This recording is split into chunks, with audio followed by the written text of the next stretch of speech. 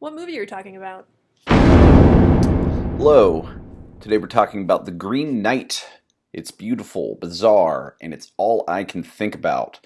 This is written and directed by David Lowery, who directed A Ghost Story, Pete's Dragon, and Old Man the Gun. This new movie by him is starring Dev Patel and Alicia Vikander, and I saw this in theater the first opportunity that I could. So let's start with some vague, light spoiler thoughts about this movie. So you may have seen a trailer or promotional stills for this and thought, wow, looks weird. I wonder what that movie's about. You might have watched the film itself and then thought, how weird. I wonder what that movie was about. Rarely during the 2 hours in the theater did I fully understand what was going on or why it was happening, but at nearly all times I was loving it. No matter your ultimate opinion of this movie, I guarantee you'll have an opinion, and you'll probably spend most of the next few days thinking about it. At least I have.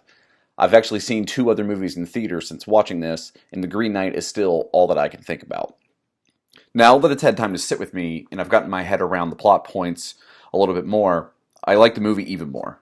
This is an Arthurian legend movie, and going into this, other than Monty Python, there's never been a truly good King Arthur movie, and I think that's for a few reasons. First, the King Arthur story is so well known that it's hard to be surprised or entertained by a story anymore. Everybody knows what's going to happen. Second, the adaptations, in some attempt to be family friendly or fun perhaps, they go for whimsy or forced romance, and they often instead land firmly into corniness. And third, the adaptations try to avoid how weird the Arthurian legends are, and they can be pretty weird. So they either cut out the weird stuff and they make the story needlessly more dull, or they try to flip the weirdness into whimsy, making the story just kind of dumb, which is probably why the Monty Python movie works, because the weirdness fits right in with the absurdist humor of the troupe. So, why does The Green Knight succeed where the other movies have failed? I think it's because it doesn't fall into any of these three traps. First, it's actually not even about Arthur. Arthur's never even called Arthur in the movie. He's just the king. This movie is about the less well-known Sir Gawain and a less well-known quest of his. Second, there's no whimsy in this movie. That doesn't mean it's avoided the weirdness, though. In fact, and third, it leans into the weird, arguably too much. So The Green Knight won't be for everyone, and likely not even for most people. But I'm not most people. I've always I always liked stories like this as a kid. Nursery rhymes, fairy tales, tall tales.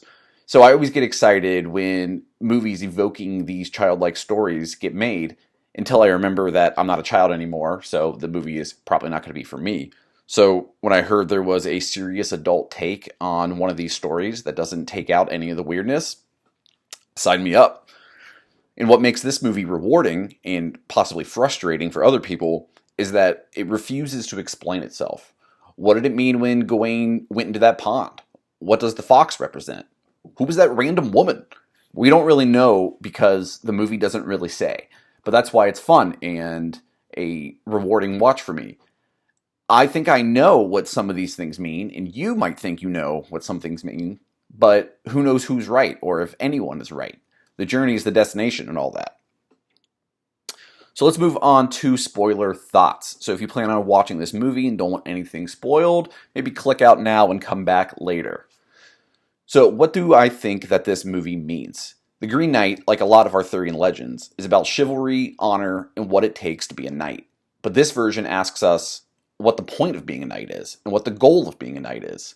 Do you do knightly things just to get knighted, or do you get knighted because you're the type of person who does knightly things? The more you talk about it, the less the word knight has any meaning. And that's actually what Gawain realizes at the end of the film. Early on, when he's talking to Arthur, he sadly admits that he hasn't done anything great in his life, so he accepts the Green Knight's challenge and agrees to go on this weird quest. This is his chance for greatness, so he chooses the most showy way possible to accept the challenge, and he beheads the Green Knight when a simple nick on the cheek or a touch on the wrist that would have sufficed to fulfill the challenge.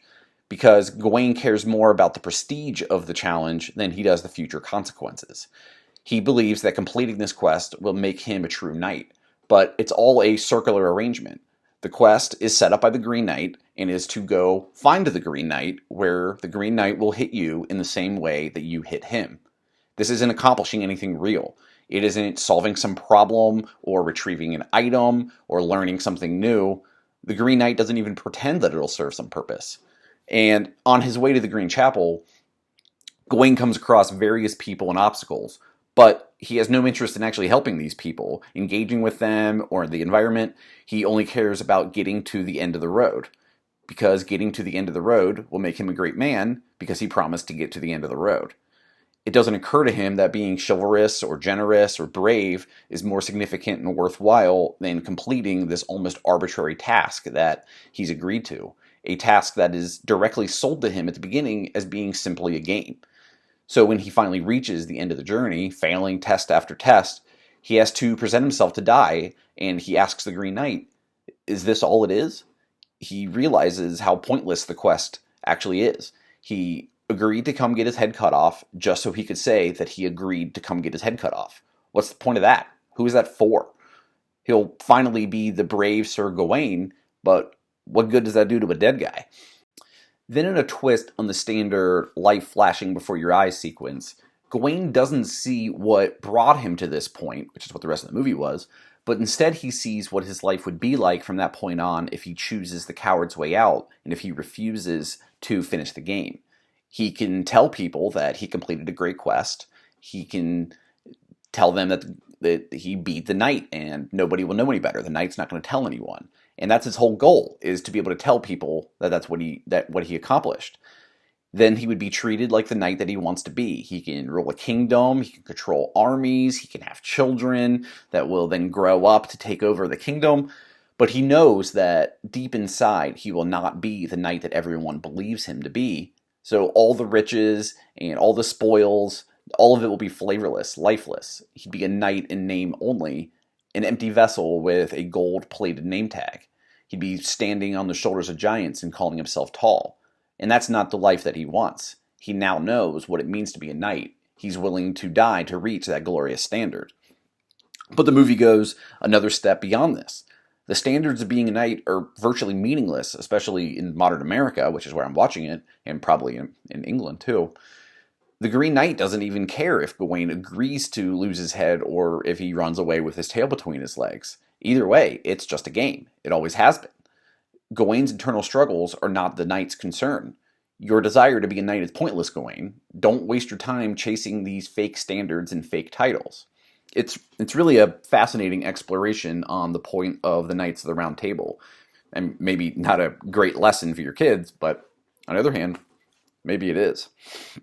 Okay, so one good thing, one bad thing, because even the best movies have some minor flaw, and even the worst garbage has some sliver of goodness within it. So one good thing is this whole movie is a visual feast. I hope people watch it just to see how beautiful it is. One bad thing, the movie it really tests your patience a few times in the middle act, but I do think it's all worth it in the end. So should you care? I really wish you would care. I suspect that most of you won't, and you might even be annoyed at me for suggesting that you watch this in the first place. So what would I give this movie, The Green Knight? I would give this an 82 out of 100. This is a very good movie. I already look forward to watching it again, and I will almost certainly be buying this on Blu-ray to watch as soon as it's available. So recommendations. If you liked The Green Knight, I have no other Arthurian films to recommend. As I mentioned before, I don't think any of them are really worthwhile. But I do suggest The Seventh Seal, which is a classic, foreign. And then another movie by David Lowery, the director, is Ghost Story. It's one of my favorite movies of the last decade, and it's equally bewildering. You might also like Ad Astra from a few years ago, starring Brad Pitt. It's a meditative space odyssey, and it's kind of about the purpose of life and all that. So that'll do it for today's review. Feel free to leave a comment. And if you have any thoughts or disagreements with me, I'd love to hear it. Otherwise, you can read my blog, which I have here for the last few years' worth of written reviews, or you can follow me on Twitter. That was my cat Pippers. All right. Have a great day. Thanks.